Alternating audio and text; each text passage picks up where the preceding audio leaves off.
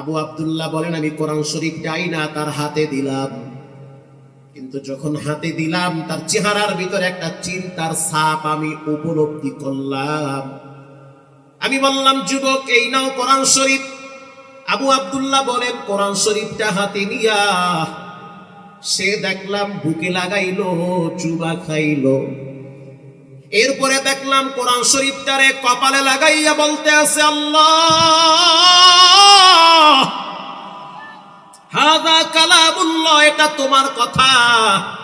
আমি মূর্খ মানুষ, যুবক মানুষ, পড়তে পারি না, কিন্তু আমি তোমারে দেখি নাই, তোমার কোরআনটারে ভালোবাসি। আবু আব্দুল্লাহ বলে, আবেগময় কিছু কথা বলে কোরআনটা নিয়ে বাড়িতে চলে গেছে। আমি চিন্তায় পড়ে গেলাম কখন নিয়ে আসবে। তদানীন্তন সময় তো অ্যাভেলেবেল কোরআন শরীফ পাওয়া যাইতো না, কথা ঠিক না ঠিক? তখন তো এত সাফা কারখানাও ছিল না, এত পেজ ছিল না, চাইলেই কোরআন শরীফ বানানো যাইতো। প্রিয় ভাইয়েরা আমার, আবু আব্দুল্লাহ রাহমাতুল্লাহি আলাইহি বলেন যে মাগরিবের সময় দেখলাম যুবক আসে নাই। আরে আশ্চর্য, এই যুবক তো মসজিদের প্রথম কাতারে দাঁড়িয়ে থাকে, আজকে নাই কেন? এশারের সময় দেখছি যুবক নাই, কোরআনও নাই। আমি আরো টেনশনে পড়ে গেলাম, যুবক গেল কই, কোরআনটা গেল কই? আবু আব্দুল্লাহ বলেন, ও দুনিয়ার মানুষেরা, আমি আর দেরি করি নাই। নামাজ শেষ করার পরে আমি একা চলে গেলাম ওর বাড়িতে। জীবনে কোনোদিন ওর বাড়ি চিনি না, ওর বাড়িতে কোনোদিন যাইও নাই, অথচ পাশের মহল্লাই থাকে। যাওয়ার পরে দেখতেছি কোনো আওয়াজ নাই, কোনো সাউন্ড নাই, ভিতর থেকেও কোনো উত্তর নাই। আমি সালাম দিলাম, কোনো আওয়াজ নাই। আমি আস্তে করে জানলার ফাঁক দিয়া তাকায়া দেখলাম আবু আব্দুল্লাহ রাহিমাহুল্লাহ বলেন, আমি তাকায়া দেখতেছি একটা লবণের বাটি আর একটা পানির বাটি, এর একটা জগ, এরপরে একটা খাবার প্লেট পড়ে আছে। আর একটু সামনে উকি মাইরা দেখলাম এক যুবক মাটিতে নিথর দেহ পড়ে আছে, কোরআনটা বুকের উপরে। আল্লাহু আকবার। আবু আব্দুল্লাহ বলে, আমার শরীরে কাঁপুনি শুরু হয়ে গেছে। এই যুবক দুনিয়াতে নাই, মারা গেছে বুঝতে পারছি, কারণ মৃত্যুর আগে আগে তার মুখ থেকে আল্লাহ এমন কিছু কথা বের করে দিয়েছে। আমি নজর করে দেখলাম কোরআনটা বুকের সাথে এরকম ধরে চাপায়া রাইখা নিথর দেহ পড়ে আছে। আবু আব্দুল্লাহ বলেন, আমি সাহস নিয়ে ভিতরে ঢুকলাম, অনেক কষ্ট করে দরজা মরজা খুইলা। ঢুকার পরে বুঝতে পারলাম দুনিয়াতে নাই, কিন্তু আশ্চর্য বিষয় হলো চেহারার কাছে যখন আমি মুখটা নেই তখন দেখি চেহারার থেকে ঘ্রাণ বের হয়। আমি আর আশ্চর্য হয়ে গেলাম যে এতদিন চেহারা দেখছি একরকম, এখন দেখি চেহারা সবুজ হয়ে গেছে। আমি আরো আশ্চর্য হয়ে গেছি। আমি চিন্তা করলাম এখন আমি একে কেমনে দাফন করব, কাপন নাই। ওই সময় কাপনের কাপন অ্যাভেলেবেল পাওয়া যাইতো না, অনেক কষ্ট করে ম্যানেজ করা লাগতো। আবু আব্দুল্লাহ রাহমাতুল্লাহি আলাইহি বলেন, আমি আমার নিজের শরীরে একটা পাগড়ি ঝুলানো ছিল, সেই পাগড়ি দিয়া চেহারাটারে ঢাইকা রাখছি। ঢাইকা রাখার পর আমি চলে গেলাম মসজিদের দিকে। সারা রাত ঘুমাইতে পারি নাই, কাউকে বলি নাই। ওই সময় তো সচরাচর এত মানুষ পাওয়া যাইতো না। আমি সিদ্ধান্ত নিলাম ফজরের নামাজের পরে মুসল্লিদেরকে নিয়ে তার লাশটারে গোসল করাইয়া কাফন পরাইয়া এরপরে আমি কবরে শোয়ায় রাখবো। আবু আব্দুল্লাহ রাহিমাহুল্লাহ মুহাদ্দিস সাহেব বলেন, ফজরের নামাজের জন্য যখন দাঁড়ায় গেলাম, সালাম যখন ফিরাইছি, আমি ডান দিকে যখন সালাম ফিরাইলাম, ডাইনে তাকায় দেখতেছি ওই যুগের শ্রেষ্ঠ আলেম, শ্রেষ্ঠ বুজুর্গ মালিক ইবনে দিনার আমার পাশে বসে আছে। মালিক ইবনে দিনার আমার ডান পাশে বসে আছে। আমি বামে যখন সালাম ফিরাইছি, বাম দিকে তাকায় দেখলাম শায়েখ শিবলি রহমাতুল্লাহি আলাইহি তিনি নামাজে বসে আছে। আমি আশ্চর্য হয়ে গেলাম, এত বড় বড় দরবেশেরা কোথা থেকে আসলো? মালিক ইবনে দিনার তিনি দরবেশই ছিল না, সমকালীন তিনি একজন মুহাদ্দিস সাহেব ছিল। শায়েখ শিবলি তিনি শুধু ওলি ছিল না, তিনি মুহাদ্দিসও ছিল। আল্লাহু আকবার বলেন। আবু আব্দুল্লাহ বলেন, আমি বুঝতে পারলাম মান কানা লিল্লাহ কানা আল্লাহু লা, কেউ যদি আল্লাহর জন্য হয় তার জন্য আল্লাহ হয়ে যায়। সালাম শেষ হওয়ার পরে আমি তাদের সাথে মুসাফা করলাম। মুসাফা করার পরে আমি তাদের চেহারার দিকে তাকায় বললাম, আপনারা কেন আসছেন, কোথা থেকে আসছেন? মালিক ইবনে দিনার বলে, গতকালকে রাত্রে আমি স্বপ্নে দেখছি যে এক যুবক মারা গেছে, কাপনের কাপড় নাই, এজন্য আমি কাপনের কাপড় নিয়ে চলে আসছি এই মহল্লায় আপনার মসজিদে। আমি স্বপ্নের ভিতরে ঠিকানা পায়া গেছি। আবু আব্দুল্লাহ রাহমাতুল্লাহি আলাইহি বলেন, আমি এদেরকে নিয়ে চলে গেলাম যুবকের বাড়িতে। যুবকের বাড়িতে যাওয়ার পরে আমি সিদ্ধান্ত নিলাম ওর চেহারার উপর থেকে কাপনের কাপনটা, যে পাগড়ি ছিল, ওটা সরায় ফেলাবো। মালিক ইবনে দিনার বলে, আপনি সরেন। আমি নিজের হাতে সরায় দেখি চেহারাটা। আবু আব্দুল্লাহ বলেন, আমি তাকায় দেখলাম মালিক ইবনে দিনার নিজের হাতে পাগড়ির কাপড়টা যখন সরাইছে, পাগড়ির কাপড়টা সরানোর সাথে সাথে যখন দেখলো চেহারার উপরে কপালে নামাজের চিহ্ন আছে, মালিক ইবনে দিনার ওই কপালটার উপরে একটা চুমা দিয়া চেহারাটা বুকের সাথে জড়াইয়া চোখের পানি ছেড়ে দিয়া বলে, আল্লাহ, এই যুবকের জায়গায় যদি আমি থাকতাম, আমি মালিক ইবনে দিনারের জীবনটা ধন্য হয়ে যেত। ইলমি কে নামা খুজে যে মেশকাতে নববীস, ইলমি কে নামা খুজে যে মেশকাতে নববীস, আল্লাহ কে সায়রা বিয়াজা তৃষ্ণায় নবীস, আল্লাহ কে সায়রা বিয়াজা তৃষ্ণায় নবীস। ইলম এমন একটা জিনিস যে ইলমের মজা পাইছে, দুনিয়ার সম্পদ ক্ষমতা তার কাছে তুচ্ছ মনে হবে। ইলম এমন এক জগতের হালুয়া। প্রিয় ভাইরা আমার, রাগ করবেন না, মাফ করে দিয়েন। তিনটা গুণ যার ভিতরে থাকবে তার জন্য জান্নাতের গেট খুলে দিবেন কে? গতকালকে কিতাবে পড়লাম, আল্লামা জালালউদ্দিন সুয়ুতী লেখেন, যার সাথে কোরআনের ন্যূনতম সম্পর্ক হয়, আল্লাহ তারে আটকাবে না, তারে মাফ করে দিবে। কারণ কোরআনের সাথে সম্পর্ক রাখা মানে একজনের সাথে রাখা, তিনি হলেন কে? পৃথিবী বিখ্যাত একজন মুহাদ্দিসের নাম হলো আবু আব্দুল্লাহ রাহমাতুল্লাহি আলাইহি। 26 বছর বয়স থেকে তিনি বুখারীর দর্স দেন। যুবক, সুঠাম দেহের অধিকারী নওজোয়ান তরুণ যুবক, হাদিসের দর্স দেন। হাজার হাজার ছাত্ররা যার দর্শে বসে আল্লাহর হাবিবের হাদিস গ্রহণ করেন। আবু আব্দুল্লাহ বলেন, আমার একটা ব্যক্তিগত অভ্যাস হলো, আমি প্রতিদিন 5 ওয়াক্ত নামাজের আজান দেই। মসজিদে মুয়াজ্জিন আসে, তারপরও আমি আজান দেই, কারণ আমি জানি কেউ যদি একটানা 10 বছর মসজিদে আজান দেয়, তার নামটা জান্নাতের মেহমানদের খাতায় লেখা হয়ে যায়। হযরত ওমর বলেন, আমি যদি ক্ষমতায় না থাকি, আল্লাহ যদি আমার মসজিদের মুয়াজ্জিন বানাইতো, তাইলে আমার কপালটা আরো খুলে যাইত। আজান দেওয়া কত বড় মহৎ কাজ, আর আমরা এই মুয়াজ্জিনের ধমকাই, এই মুয়াজ্জিন সাহেব, মুয়াজ্জিন সাহেব, ফ্যান মুছেন না কা, বাথরুমে গুকা, আপনি মুছেন না কা? আল্লাহর ঘর কারো বাপদাদার তো ঘর না। আপনার তো উচিত আল্লাহর ঘরটা আপনার নিজ দায়িত্বে পরিষ্কার করা, কথা কন না কা? তা আপনি করেন না? ইব্রাহিম নবী তো আল্লাহর ঘর পরিষ্কার করছেন, ওয়াতাহির বাইতি আলি তাইফিন ওয়াল আকিফিন ওয়ার রুকাইস সুজুদ। আল্লাহ কয়, আমার ঘর পরিষ্কার করো, ক্লিন করো, সাফ করো। কেন? রুকাইস সুজুদ, আমার বান্দারা সিজদা দিবে, রুকু দিবে, নামাজ পড়বে। তুমি ইব্রাহিম নবী আমার বান্দাদের জন্য আমার ঘরটারে পরিষ্কার করো। জবান খুলে বলেন সুবহানাল্লাহ। আপনার আব্বা ইব্রাহিম নবী যদি আল্লাহর ঘর পরিষ্কার করতে পারে, আপনারা তো হেডামকা, এত ভাব ধরেন কা? চুপচাপ গোপনে আল্লাহর ঘর পরিষ্কার করে দেন, আপনার সন্তানের কলব আল্লাহ পরিষ্কার করবে। আপনি আল্লাহর ঘর ঘষবেন, আপনার বাচ্চাদের কলিজা আল্লাহ পরিষ্কার কইরা আপনার কাছে আপনার সন্তানেরা বাধ্য হয়ে থাকবে। রাগ করতেছেন? মাফ করে দিন। প্রিয় ভাইয়েরা, আপনারা কি ঘুমায় গেছেন কা নাকি? কে কে ঘুমাইছেন হাত তুলেন তো। মাশাআল্লাহ মাশাআল্লাহ, ঘুমায় গেছে গা? ওইটা তালে তালে হাত তুলে ফেলাইছে। কষ্ট হয় আপনাদের? প্রিয় ভাইয়েরা আমার, আবু আব্দুল্লাহ রাহমাতুল্লাহি আলাইহি বিখ্যাত মুহাদ্দিস, তিনি বলেন, আমার চিরচরিত অভ্যাস প্রতিদিন ফজরের নামাজের টাইমে আজান দেই, ইশায়ও দেই, মাগরিবেও দেই। মুয়াজ্জিন তো আছেই, তারে তো বেতন দেই, আমি আরো তার কাছ থেকে আজান নেওয়ার জন্য এক্সট্রা টাকা তারে দিতাম। সুবহানাল্লাহ।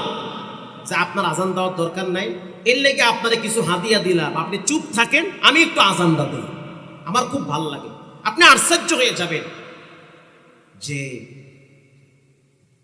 নাম বলার দরকার নাই, এদেশের অনেক বড় বড় মুহাক্কিক আলেমকে দেখছি যারা চলন্ত পথে আজান দেয়, রাস্তার পাশে মসজিদ পাইলে একাই আজান দেয়। ওদিন দেখলাম মুফতি আরিফ বিন হাবিব সাহেব হাফিজাহুল্লাহ, খুব ভালো এক সম্পর্ক আমার সাথে, আলাদা জগতের। ও আল্লাহ, মসজিদে ঢুকে আজান শুরু করে দিচ্ছে। মুহাদ্দিস সাহেব, এত বড় মুহাদ্দিস, এরপর আজান দেন। আজান দেওয়া এর চেয়ে দামি আওয়াজ পৃথিবীতে আর কি হতে পারে?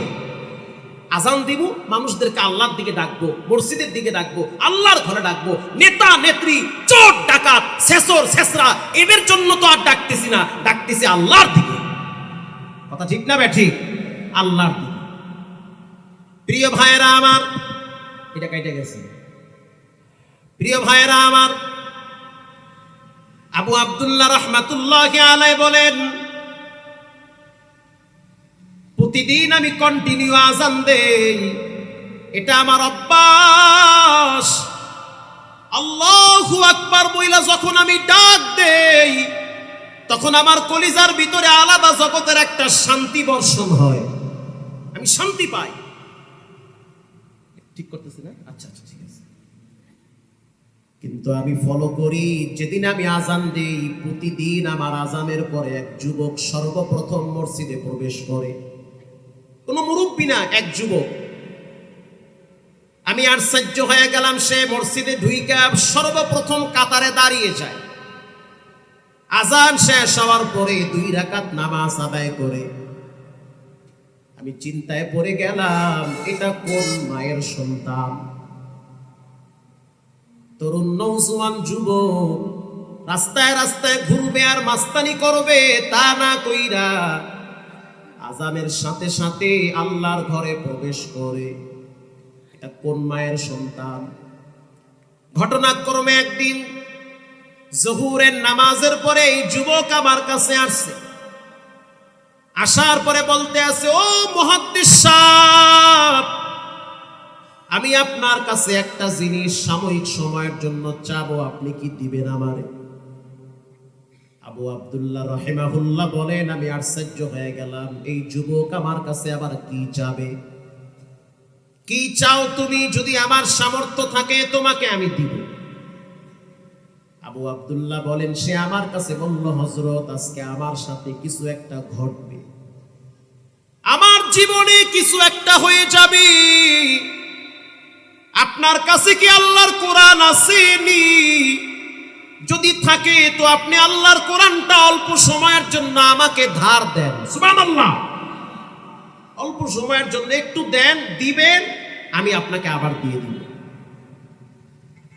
আবু আব্দুল্লাহ মুহাদ্দিস সাহেব বলেন যে আমি আশ্চর্য হয়ে গেলাম, অল্প সময়ের জন্য কোরআন নিয়ে সে করবেটা কি? আবার এটাও বলল, ও মুহাদ্দিস সাহেব, আমার জীবনে আজকে কিছু একটা ঘটে যাবে। আল্লাহওয়ালা নেককার যারা, তারা মৃত্যুর আগে আগে টের পায় তার জীবনে কিছু একটা ঘটে।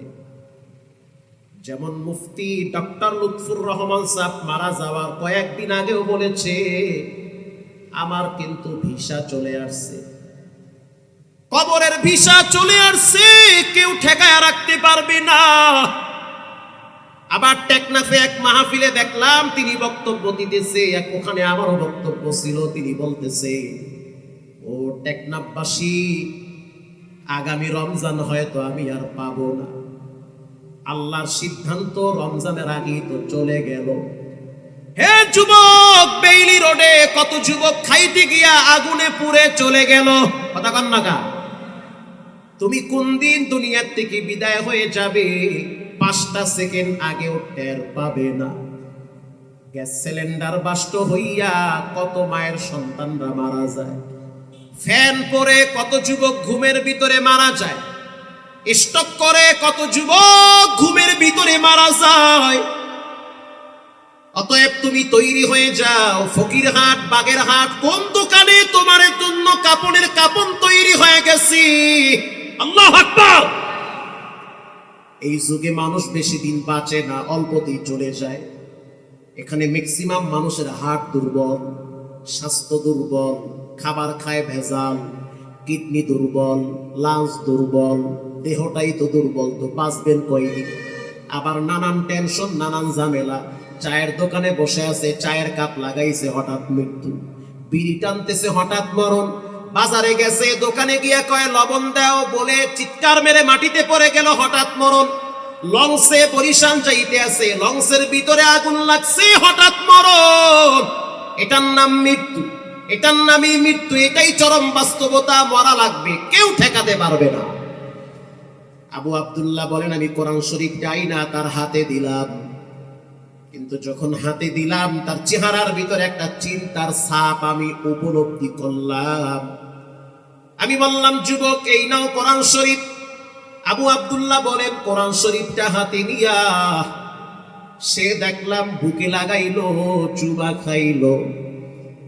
এরপরে দেখলাম কোরআন শরীফটারে কপালে লাগাইয়া বলতে আছে, আল্লাহ হাযা কালামুল্লাহ, এটা তোমার কথা।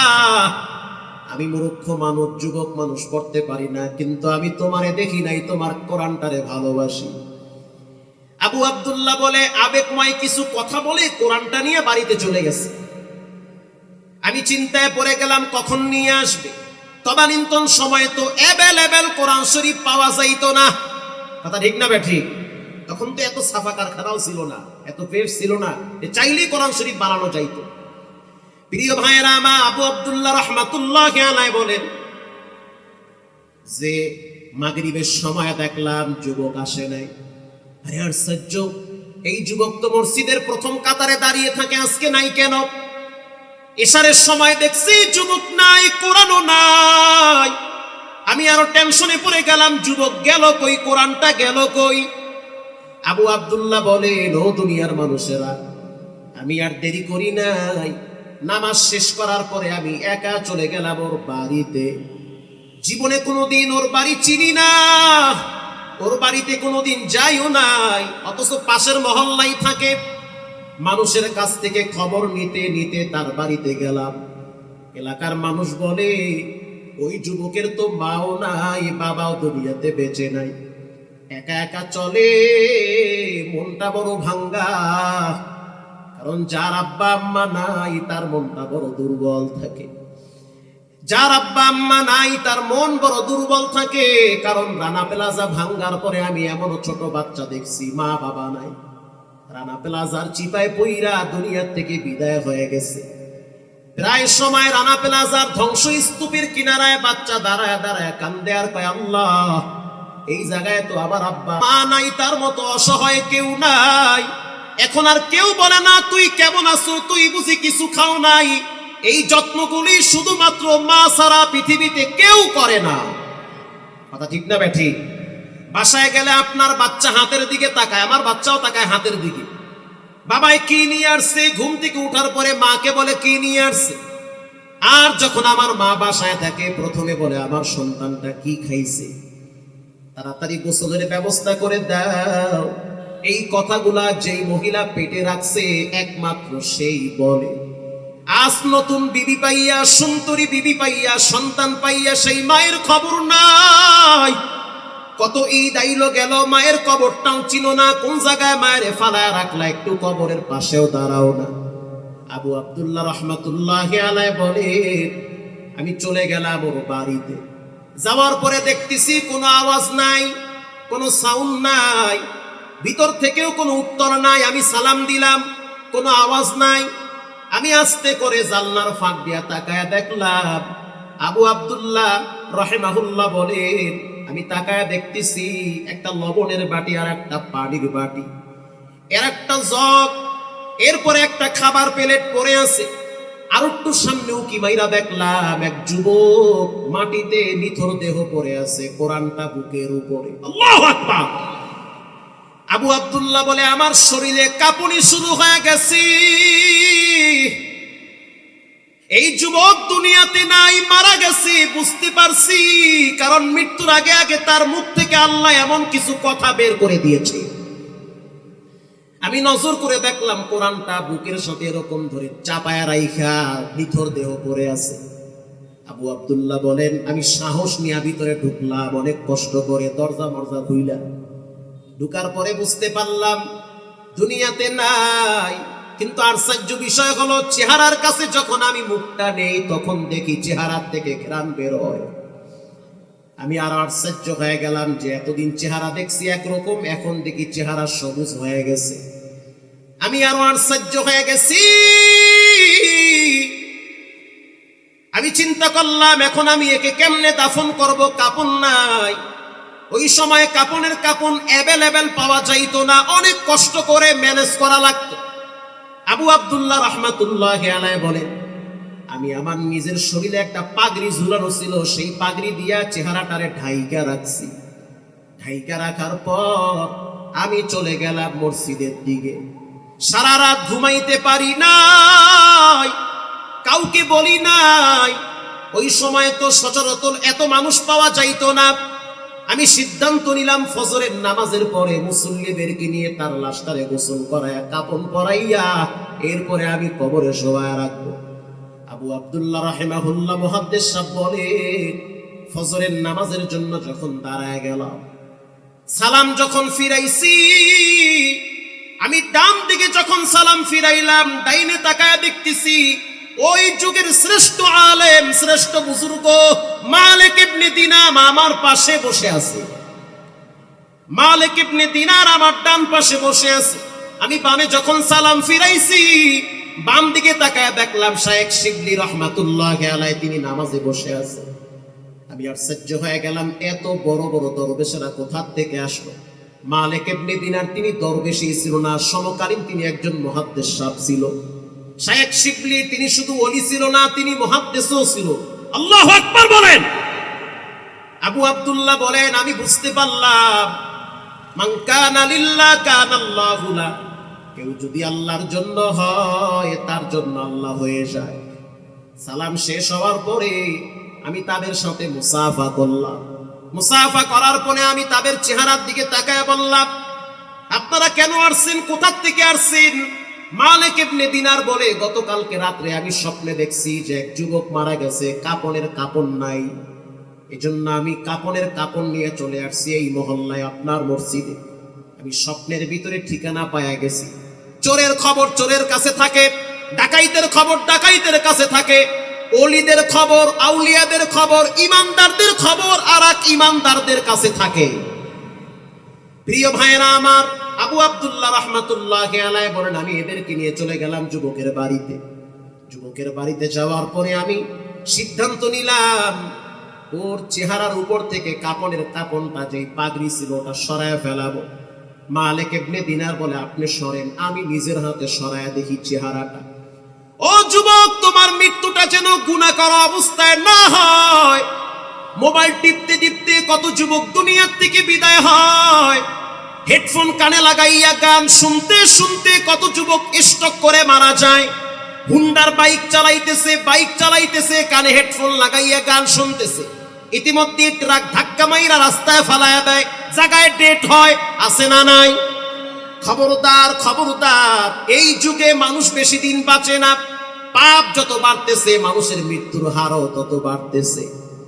আবু আব্দুল্লাহ বলেন, আমি তাকায় দেখলাম মালিক ইবনে দিনার নিজের হাতে পাগড়ির কাপড়টা যখন সরাইছে, পাগড়ির কাপড়টা সরানোর সাথে সাথে যখন দেখলো চেহারার উপরে কপালে নামাজের চিহ্ন আছে, মালিক ইবনে দিনার ওই কপালটার উপরে একটা চুমা দিয়া চেহারাটা বুকের সাথে জড়াইয়া চোখের পানি ছেড়ে দিয়া বলে, আল্লাহ, এই যুবকের জায়গায় যদি আমি থাকতাম, আমি মালিক ইবনে দিনারের জীবনটা ধন্য হয়ে যেত। কারণ বুঝতে আর বাকি নাই, নিঃসন্দেহে সে একজন খাঁটি আল্লাহর ওলি। ক্লাস 6 এর ছাত্র যদি নামাজ পড়াইতে পারে, এই এসএসসি পরীক্ষার্থী তুমি কেন পারবে না? ক্লাস 7 এর ছাত্র যদি ইমামতির মুসল্লায় দাঁড়াইয়া ক্লাস 5 এর ছাত্রদেরকে পিছনে নিয়ে যদি নামাজ পড়াইতে পারে, তুমি কেন পারবা না? রাস্তায় হাঁটতে পারো, মোবাইল টিপতে পারো, কেন তোমার পা দুইটা মসজিদে যায় না রে বাবা? বাঁচবা কয়দিন? কত ছোট ছোট বাচ্চাদের মাথার চুল পাকা শুরু হয়ে গেছে, কত বাচ্চাদের কিডনি নষ্ট হয়ে গেছে, কত যুবকদের, কত খেলোয়াড়কে আমি দেখছি ব্লাড ক্যান্সারে আক্রান্ত হয়ে পড়ে আছে। মালিক ইবনে দিনার বলেন, আমার নিজের হাতে আমি এটারে গোসল করাইলাম। গোসলের কাজ কমপ্লিট করার পরে আমার এই কাপড়ের কাপড়টা তাকে দেওয়ানোর জন্য রেডি হয়ে গেলাম। ইন দি মিন টাইমে মসজিদ থেকে আরেক যুবক দৌড়ে আসছে। দৌড়ে আইসা বলতে আছে, আবু আব্দুল্লাহ, কাপড়ের কাপড় দিয়া যুবকরে পেঁচাইয়েন না, মসজিদের মেম্বারের পাশে কে যেন একটা কাপড়ের কাপড় রাইখে গেছে। আবু আব্দুল্লাহ বলেন যে, থামেন মালিক ইবনে দিনার, আমি মসজিদে গিয়া দেখি কি অবস্থা। ওই উলুল হিকায়াত ইবনুল জাওজি তিনিও লেখেন, আমার গাড়িতে এখনো কিতাবটা আছে, আরবি কিতাব। প্রিয় ভাইরা আমার, চলে গেল সেই মসজিদে। যাওয়ার পরে দেখলো যেখানে ইমাম সাহেব দাঁড়ায় ওখানেই একটা কাপড় দিয়ে পেঁচানো সাদা একটা কাপড়ের কাপড় রাখা। আল্লাহু আকবার! মালিক ইবনে দিনার ওই কাপড়ের কাপড়টা দিয়ে প্যাকেট কইরা লাশ রাইখা জানাজা পড়াইলেন। এরপরে যখন ঘাড়ে করে লাশটারে নিয়ে কবরের দিকে চলে গেলেন, কবরের দিকে নেওয়ার পর মালিক ইবনে দিনার বলে, ও মুহাদ্দিস আবু আব্দুল্লাহ, কবরে কি তুমি নামবা না আমি নামবো? মালিক ইবনে দিনার বলে, তুমি কবরে নামবা না আমি নামবো? বলে, দুইজনই নামি। এবার দুইজনে কবরে নামলেন। শেখ শিবলি রহমাতুল্লাহি আলাইহি তিনি লাশটারে ওই দুইজনের হাতে দিলেন। দুইজনে লাশটারে কোলে করে যখন শোয়ায় রাখছে, শোয়ায় রাখার সাথে সাথে চেহারাটা অটো ভাবে কিবলার দিকে ঘুরে গিয়েছে। আরো জোরে আল্লাহু আকবার! সারা জীবন নামাজ পড়ু নাই, মৃত্যুর পরে চেহারা কিবলার দিকে ঘুরাইয়া লাভ নাই। কথা কন না কা? মরার আগে চেহারা কিবলার দিকে ঘুরাও, মরার পরে চেহারা কিবলার দিকে ঘুরাইয়া কোনো লাভ নাই। মরার আগেই চেহারা কিবলার দিকে ঘুরানো লাগবে। যে নামাজ পড়ে তার মৃত্যুর পরে তো চেহারাটা কিবলার দিকে মানায়। কথা কন না কা? তো মরার পরে চেহারা কিবলার দিকে ঘুরায়া লাভ কি? কিবলার দিকে কি এমন বরকত? এতদিন নামাজ পড়ছেন, এখন মরার পরে চেহারা কিবলার দিকে ঘুরা। কথা ঠিক না ব্যাঠি? মালিক ইবনে দিনার বলে, লাশ রাইখা যখন আমরা উঠে আসলাম, বাঁশ দিয়া, মাটি দিয়া, পলিথিন দিয়া ঢাইকে আসতেছি, আস্তে আস্তে একটা বাতাস আমাদের শরীরে লাগলো। যখন বাতাস লাগলো, বাতাসের সাথে মিশকো আম্বরের ঘ্রাণ মনে হয় ছড়িয়ে গিয়েছে। আমি স্থির হয়ে দাঁড়ায় গেলাম, আবু আব্দুল্লাহর হাত চেপে ধরলাম। সত্য করে বলবা, এই যুবকের গোপনীয় কি আমল আছে? আবু আব্দুল্লাহ বলেন যে, যুবককে মাঝে মাঝে দেখতাম কোরআন শরীফটা খুইলা বাচ্চাদের মতো অজরে কাঁদতো আর বলতো, আল্লাহ, মূর্খ মানুষ পড়তে পারি না, শুধু তাকায়া থাকি। মালিক ইবনে দিনার বলেন, তিনটা জিনিসের দিকে তাকাইলে সওয়াব হয়। একটা হলো বাইতুল্লাহ, আর একটা হলো কোরআন শরীফ, আর একটা হলো মা আর বাবা। কেউ যদি মা বাবার দিকে নেক নজরে তাকায়, তার আমল নামায় নেকি জমা হয়। এখানে এমনও মায়ের সন্তান আছেন যে নিজের হাতে লাশ কবরে রাখছেন, ঘরে গিয়ে দেখবেন মায়ের কবর, মায়ের সেই বিছানাটা খালি পড়ে আছে। ঈদের সময় চাইলে মা বাবার জন্য নতুন কাপড় কিনে দিতে পারবেন না, কারণ কবরে চলে গেছে। পুরা মজমার ভিতরে আমি 10টা মায়ের সন্তান চাই, একজন লোক উঠবেন না, কষ্ট পাবো আমি।